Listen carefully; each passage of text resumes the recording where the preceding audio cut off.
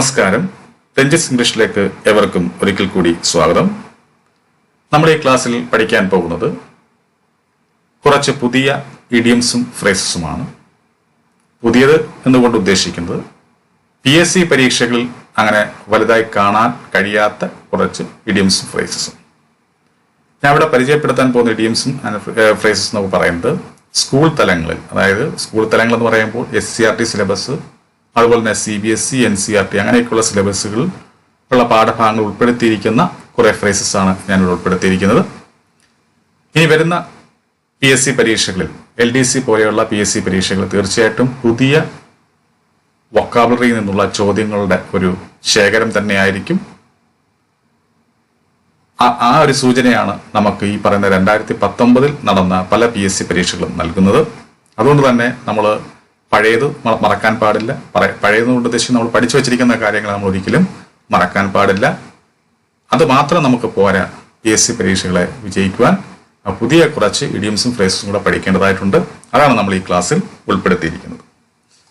അപ്പോൾ നമുക്ക് നമ്മുടെ ക്ലാസ്സിലേക്ക് വരാം. നോക്കുക, ഫസ്റ്റ് ഇഡിയം എന്താണ്? ended in a fiasco. ended in a fiasco എന്നുകൊണ്ട് വെച്ചാൽ എന്തെന്നാണ് ചോദിച്ചിരിക്കുന്നത്. എന്താണ്? എ കംപ്ലീറ്റ് ഫെയിലർ എന്നാണോ, അതോ എ സക്സസ്ഫുൾ ഈവന്റ് എന്നാണോ, അതോ ചേഞ്ച്ഡ് വൺ കംപ്ലീറ്റ്ലി എന്നാണോ, അതോ ട്വിസ്റ്റഡ് അറൗണ്ട് എന്നാണോ? എന്താണ് ended in a fiasco കൊണ്ട് ഉദ്ദേശിക്കുന്നത്? നമ്മൾ മനസ്സിലാക്കേണ്ട കാര്യം, ended in a fiasco എന്ന് വെച്ചാൽ എന്താണ്? എ കംപ്ലീറ്റ് ഫെയിലർ എന്നാണ്. ഇതാണ് എ കംപ്ലീറ്റ് ഫെയിലർ. അപ്പോൾ ended in a fiasco എന്ന് പറയുന്ന ഒരു ഇഡിയം അല്ലെങ്കിൽ ഫ്രേസ് നമ്മുടെ പരീക്ഷയ്ക്ക് ചോദിക്കുമ്പോൾ നമുക്ക് ധൈര്യമായിട്ട് ആൻസർ എഴുതാം. എന്താണ്? എ കംപ്ലീറ്റ് ഫെയിലർ എന്നുള്ളത്, അല്ലെ? കംപ്ലീറ്റ് ഫെയിലർ ആണ് കറക്റ്റ് ആൻസർ. ഇനി അടുത്ത ചോദ്യം, സോ വൈൽഡ് ഓട്സ്. ഇത് നമ്മൾ PSC പരീക്ഷയിൽ കാണാറില്ല. സോ വൈൽഡ് ഓട്സ് അതെന്താണ്? നോക്കുക. ടു മേക്ക് സംവൺ ഫൂൾ എന്നാണോ, അതോ to make space to red എന്നാണോ, അതോ ടു ടേക്ക് റിവെഞ്ച് എന്നാണോ, അതോ to waste time by doing foolish things എന്നാണ്? ഇതാണ് ചോദ്യം. മനസ്സിലാക്കേണ്ട കാര്യം, സോ വൈൽഡ് ഓട്സ് എന്ന് വെച്ചാൽ എന്താണ്? To waste time by doing foolish things എന്നുള്ളതാണ്. ഇതാണ് ടു വേസ്റ്റ് ടൈം, സമയം പാഴാക്കുക. എന്ത്? ബൈ ഡൂയിങ് ഫൂളിഷ് തിങ്സ്, അനാവശ്യമായ കാര്യങ്ങൾ അല്ലെങ്കിൽ അബദ്ധങ്ങൾ കാണിച്ചുകൊണ്ട് അല്ലെങ്കിൽ ആവശ്യമില്ലാത്ത കാര്യങ്ങൾ ചെയ്തുകൊണ്ട് സമയം പാഴാക്കുന്നതിനെയാണ് നമ്മൾ സോ വൈൽഡ് ഓട്സ് എന്ന് പറയുന്നത്. അപ്പോൾ സോ വൈൽഡ് ഓട്സ് എന്ന് വെച്ചാൽ എന്താണ്? To waste time by doing foolish things. അപ്പൊ ഇനി പരീക്ഷയ്ക്ക് ചോദിച്ചാൽ നമുക്ക് തെറ്റാൻ പാടില്ല. അപ്പോൾ ended in a fiasco എന്ന് വെച്ചാൽ a complete failure. So wild oats എന്ന് വെച്ച് കഴിഞ്ഞാൽ to waste time by doing foolish things എന്നുള്ളതാണ് ശരിയായിട്ടുള്ള ആൻസർ. നമുക്ക് അടുത്തതിലേക്ക് പോകാം. നോക്കുക, സ്പിക്ക് ആൻഡ് സ്പാൻ. എന്താണ് സ്പിക്ക് ആൻഡ് സ്പാൻ എന്ന് വെച്ചാൽ? ഒരു ഇഡിയമാണ്. സ്പിക്ക് ആൻഡ് സ്പാൻ കൊണ്ട് എന്താണ് ഉദ്ദേശിക്കുന്നത്? ഹൈ ആൻഡ് ലോ എന്നാണോ, അതോ ഡാർക്ക് ആൻഡ് ലൈറ്റ് എന്നാണോ, അതോ നീറ്റ് ആൻഡ് ക്ലീൻ ആണോ, അതോ ഹാപ്പി ആൻഡ് സാഡ് എന്നാണോ? ഏതായിരിക്കും ഇതിൽ ആൻസറായി വരിക? നോക്കുക, സ്പിക്ക് ആൻഡ് സ്പാൻ. സ്പിക്ക് ആൻഡ് സ്പാൻ എന്ന് വെച്ചാൽ എന്താണ്? നീറ്റ് ആൻഡ് ക്ലീൻ എന്നാണ്. എന്താണ്? Neat and clean. അപ്പോൾ നമ്മുടെ ആൻസർ ഇവിടെ C എന്ന് പറയുന്ന ഓപ്ഷനാണ്. അപ്പൊ സ്പിക്ക് ആൻഡ് സ്പാൻ എന്ന് വെച്ച് കഴിഞ്ഞാൽ നീറ്റ് ആൻഡ് ക്ലീൻ എന്നാണ് നമ്മൾ മനസ്സിലാക്കേണ്ടത്. ഇനി അടുത്ത ചോദ്യം നമുക്ക് നോക്കാം. To ഡ്രാ the long bow. എന്താണ് ടു ഡ്രാ ദ ലോങ് ബോ കൊണ്ട് ഉദ്ദേശിക്കുന്നത്? ടു നള്ളിഫൈ എന്നാണോ, അതോ ടു എക്സാജറേറ്റ് എന്നാണോ, അതോ ടു അണ്ടർറേറ്റ് എന്നാണോ, അതോ ടു ഡെമാർക്കേറ്റ് എന്നാണോ? എന്താണ് ടു ഡ്രാ ദ ലോങ് ബോ കൊണ്ട് ഉദ്ദേശിക്കുന്നത്? എന്താണ് ടു ഡ്രാ ദ ലോങ് ബോ?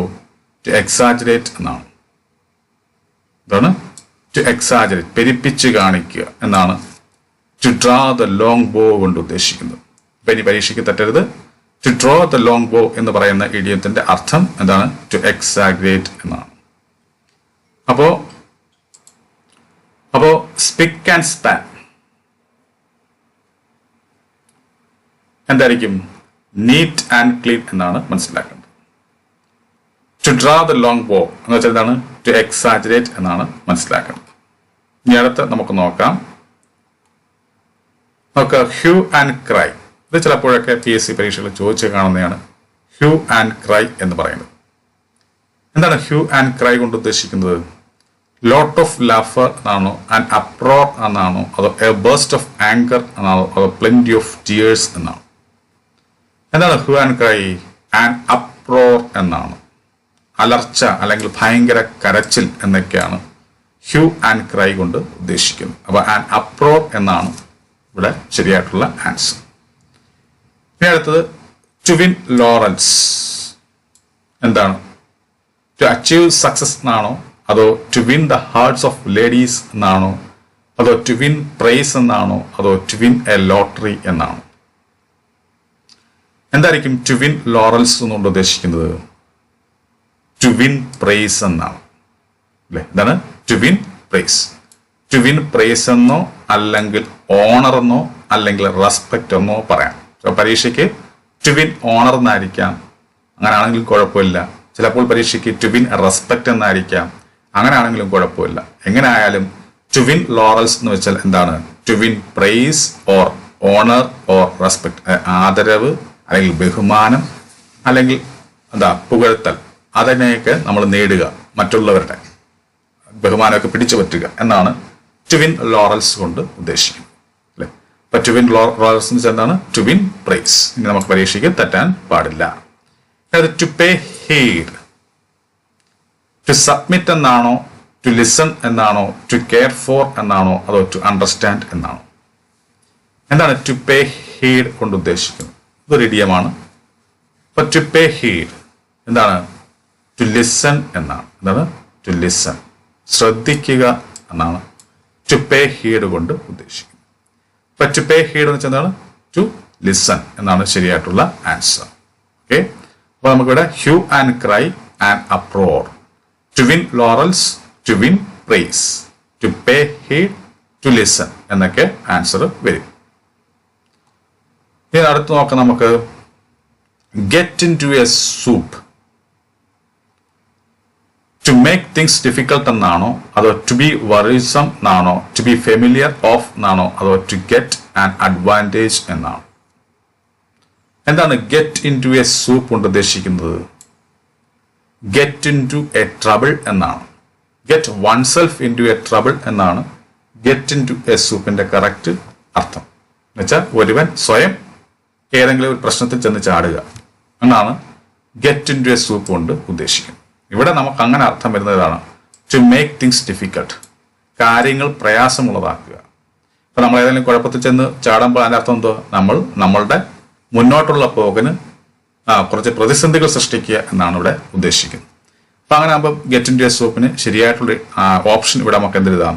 ടു മേക്ക് തിങ്സ് ഡിഫിക്കൽട്ട് എന്നുള്ളത് എഴുതാം. അങ്ങനെ നോക്കുമ്പോൾ ഇവിടുത്തെ ശരിയായിട്ടുള്ള ആൻസർ എന്താണ്?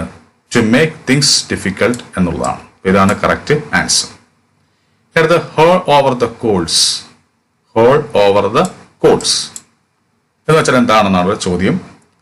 ടോക്ക് ഇറലവന്റ്ലി എന്നാണോ, അതോ ലാഫ് ഹാർട്ട്ലി എന്നാണോ, അതോ ടു സ്കോൾഡ് എന്നാണോ, അതോ വിത്തൗട്ട് ഹോപ്പ് എന്നാണോ? എന്താണ് ഹോൾ ഓവർ ദ കോൾസ് എന്ന് വെച്ച് കഴിഞ്ഞാൽ ടു സ്കോൾഡ് എന്നാണ്. എന്താണ്? ടു സ്കോൾഡ്, ശകാരിക്കുക എന്നാണ് ഹോൾ ഓവർ ദ കോൾസ് കൊണ്ട് ഉദ്ദേശിക്കുന്നത് അല്ലെ? അപ്പൊ ഹോൾ ഓവർ ദ കോൾസ് എന്താണ്? ടു സ്കോൾഡ്, ശകാരിക്കുക എന്നാണ്.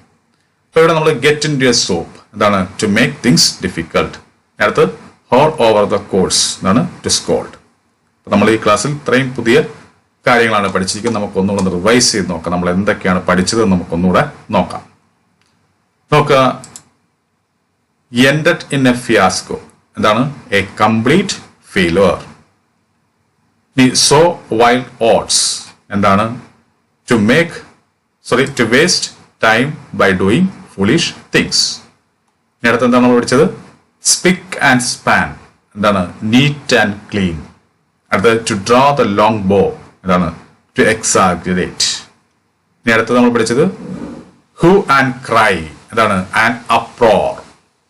To win laurels, to win prize. അടുത്ത് to pay heed, to listen. ഇനി അടുത്ത് നമ്മൾ എന്താ പഠിച്ചത്?